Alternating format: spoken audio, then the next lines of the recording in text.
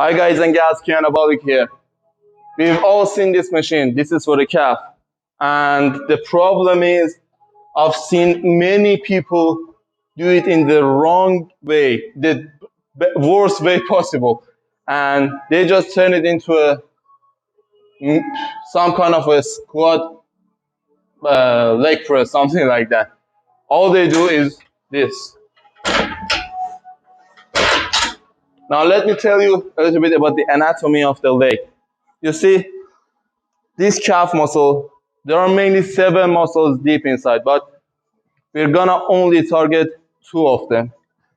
The most superior one is gonna be the gastrocnemius, which comes from here, not here, here, and goes all the way to the Achilles tendon. So it crosses the knee.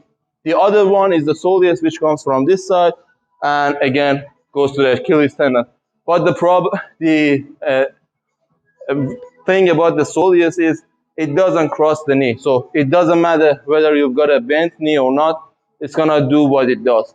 But for the gastrocnemius, it really matters, because if you just bend the knee, you're not gonna be able to use that properly. So because this is a seated calf raise, you can of course have it with do it with a straight leg or a little bit bent, but do not over exaggerate it. This is over exaggeration. It's just a lot of pressure on the knees.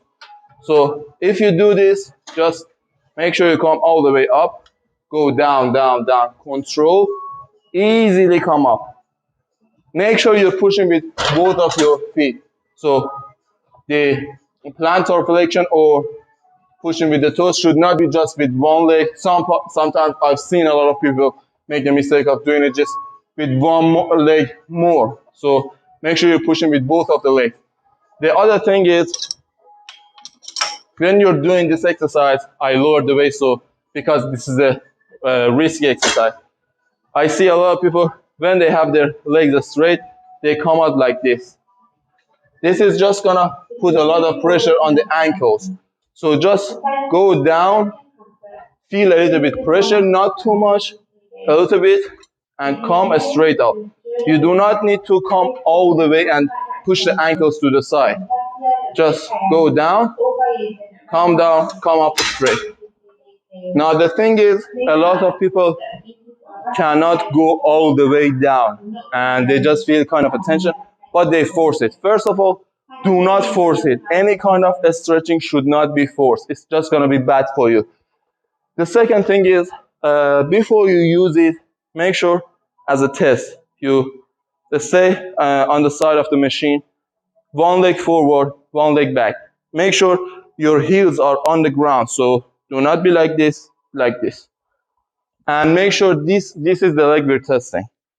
And make sure the knee is not bent, not like this, like this. So a straight knee, heels on the back. And go forward.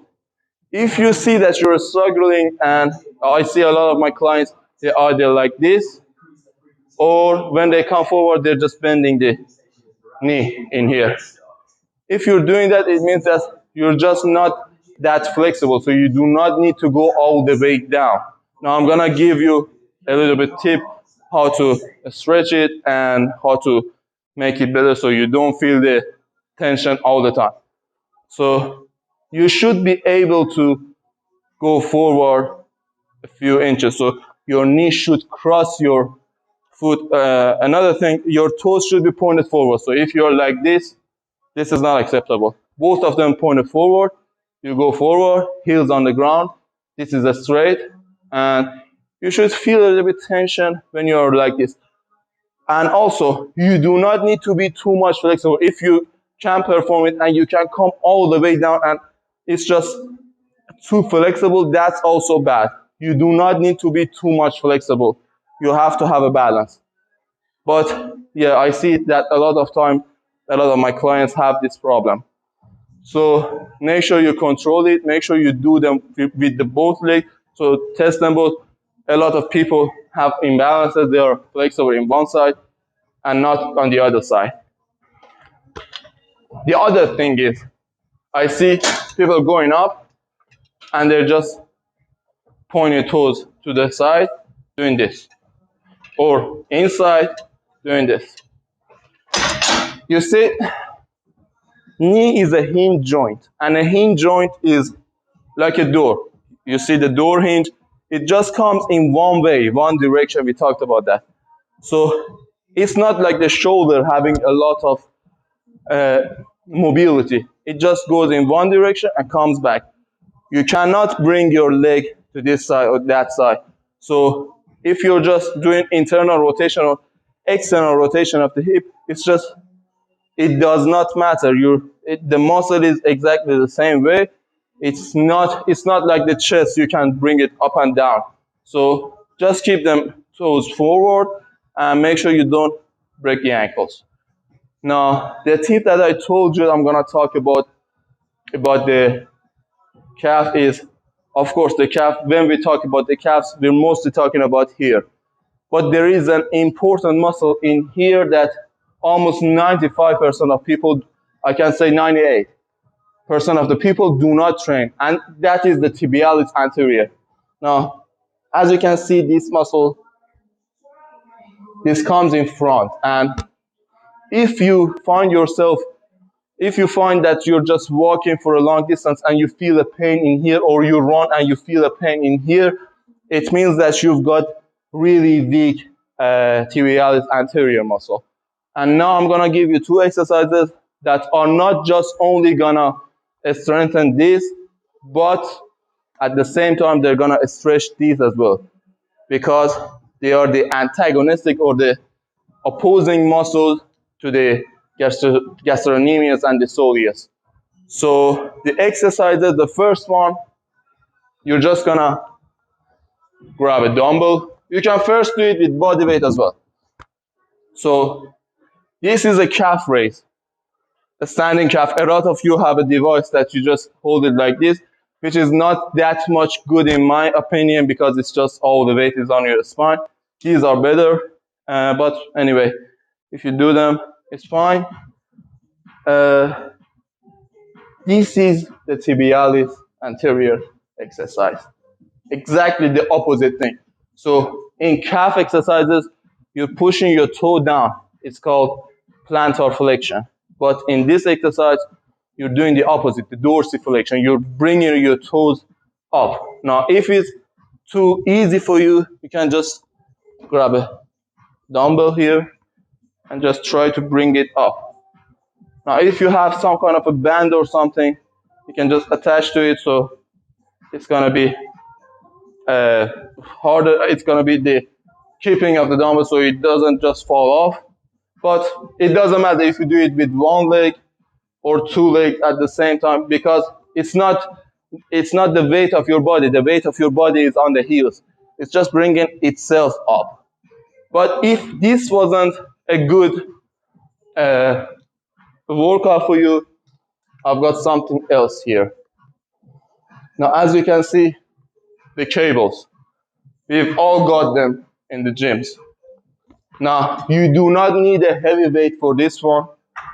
You're gonna grab some kind of a, if it's better if this is not for the handle, if this is just a round thing, just a fibrous, it's gonna be easier. So anyway, if you didn't have it, come back, point your toes to your knee, go down, up, down, up, down, up.